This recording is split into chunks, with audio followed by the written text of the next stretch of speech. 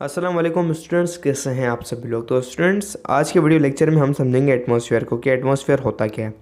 हमारा जो planet earth है वो कुछ चीज़ों के साथ ढका हुआ होता है। ठीक है, फॉर सपोज़ आप रोल ले लें। जो रोल खाने वाला होता है, हमारे पास जो नॉर्मल वेज रोल होता है, तो उसके अंदर क्या होता है, मसाला होता है हमारे पास डिफरेंट टाइप के। तो ये मसाला है हमारे पास रोल का। ठीक है रोल का मसाला है।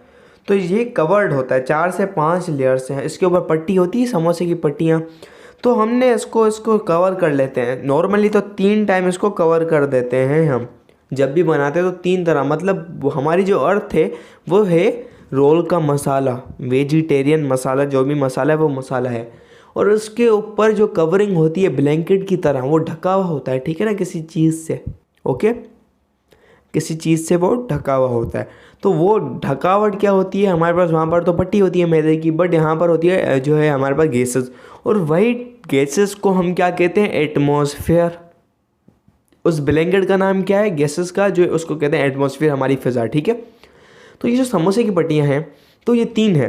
तो अगर आप इसको तलेंगे, जो आप इसको कुक करने के बाद इसको after frying it, you will get और यू विल सी जो है something else that there is a dark patches और इट्स मोर टेस्टी और क्रिस्पी। ठीक है ना, तो आप इसको क्रिस्पी पाएंगे। ऊपर वाली जो लेयर होगी वो बहुत ज़्यादा क्रिस्पी होगी और डार्क ब्राउन कलर की होगी। देन आप नीचे वाली लेयर देखेंगे, गर्म भी होगी और थोड़ी तली हुई भी होगी, हल्की हल्की, नॉट सो। और उससे नीचे वाली तीसरी लेयर को आप देखेंगे, वो बिल्कुल वाइट होगी और टेस्टी भी होती है, खाने में मज़ा भी आता है, यार इसको खाऊं मैं। जस्ट लाइक दिस कि आप जो है 3 लेयर देखें। तो यहाँ पर आपको डिफरेंस अगर करना हो भाई, आप बोलेंगे कि ये ज़्यादा कड़क है, क्रिस्पी है ये चीज़ लेयर, और बहुत ज़्यादा डार्क कलर की है, ये मीडियम कलर की है, मीडियम जो है गर्म है, और ये बिल्कुल वाइट है। मतलब समझ लो कच्ची है, लाइक कच्ची नहीं होती बट कच्ची टाइप की है। ठीक है, तो हमने इसको 3 हिस्सों में कैरेक्टराइज कर लिया। इससे जो है एक पट्टी को हमने कैरेक्टराइज कर लिया 3 हिस्सों में। तो इसी हिसाब से जो हमारा एटमॉस्फेयर है, हमने कुछ चीज़ें ली, हमने कोई ना कोई एक बेसिस लिया होगा और उसके ऊपर हमने कैरेक्टराइज कर लिया इस एटमॉस्फेयर को 5 टाइप्स के अंदर। 5 टाइप्स के अंदर, 5 चीज़ों के अंदर हमने इसको जो है कैरेक्टराइज कर दिया। और वो करेक्ट जो है हमारे पास क्लासिफिकेशन रह रही। हमने एक ट्रोपोस्फेयर लिया, स्ट्रेटोस्फेयर लिया, मीजोस्फेयर, थर्मोस्फेयर, एक्सोस्फेयर। ठीक है, तो हमने इसको यहाँ पर कैरेक्टराइज कर दिया एटमॉस्फेयर को। तो हमने कोई ना कोई चीज़ लिया होगी क्लासिफिकेशन की बेस, सो डेट, तो मतलब हमने ग्राउंड से ऊपर लेते हुए हमने एक और चीज़ लिया, हमने डिस्टेंस लिया, कितने ऊपर और कितने फासले पर है। ठीक है, इस चीज़ को भी लिया। Okay, that's it. तो भाई एटमॉस्फेयर क्या होता है, गैसेस का कंबल होता है जो कि जो अर्थ को कवर करता है। अर्थ गैसेस से लिपटी हुई होती है, गैसेस से लिपटी हुई होती है, और उस लिपट को हम एटमॉस्फेयर कहते हैं। ओके, ये जो लेयर है ये इंसुलेशन का काम करती है। फॉर सपोज ये लेयर कैसे करती है, फॉर सपोज यहाँ पर समझो तुम, यहाँ पर मालिक्यूल्स हैं गैसेस के। ठीक है ना, एटमॉस्फेयर क्या है, गैसेस हैं, गैसेस के मालिक्यूल्स हैं। तो सन की जो वेव्स आएंगी यहाँ पर आपके पास, तो ये क्या होगा, ये इससे एनर्जी को एब्जॉर्ब कर लेंगे, और ये एब्जॉर्ब करने के बाद हीटेड हो जाएंगे और हमारे अर्थ का टेम्परेचर वार्म रखेंगे और इसको ठंडा रखेंगे। तो ठीक है, अर्थ को गर्म रखने में जो है, ठंडा नहीं गर्म रखने में हेल्प करेंगे। ठीक है ना, इसको जो है इंसुलेशन भी प्रोवाइड करेंगे, इतनी ज़्यादा लूज़ नहीं होगी।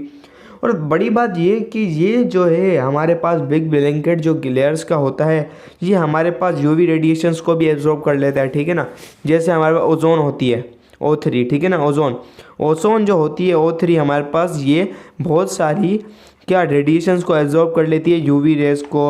और हमारे पास सन से जो हार्ड जो है खतरनाक आ रही होती हैं रेडिएशंस। ठीक है ना, बहुत ही ज़्यादा मेजर रोल है इनका। तो आपने सुना था जापान के एरिया के अंदर जो हमारे पास हुए थे, उसकी जो है यूवी ओजोन लेयर बहुत ज़्यादा जो है ख़राब हो गई थी, यानी डैमेज हो गई थी। और उसके बाद जो है वहाँ पर आपको पता है बच्चों में कोई ना कोई वहाँ पर म्यूटेशंस आ रही थी, खराबियाँ आ रही थी। ठीक है, ये बहुत ज़्यादा इंपॉर्टेंट चीज़ थी और ये हमें बहुत ज़्यादा प्रोटेक्ट करती है। ठीक है, ये बात आपको समझ आई। एक स्पेसिफिक प्लेस और बिल्कुल हमारे पास एक्यूरेटली जगह पर ये एटमॉस्फेयर एंड नहीं होता। देयर आर समहाउ एवरेज, हमारे पास एवरेज है ये एटमॉस्फेयर, यहाँ तक कि इसकी यहाँ पर करेक्टराइजेशन है।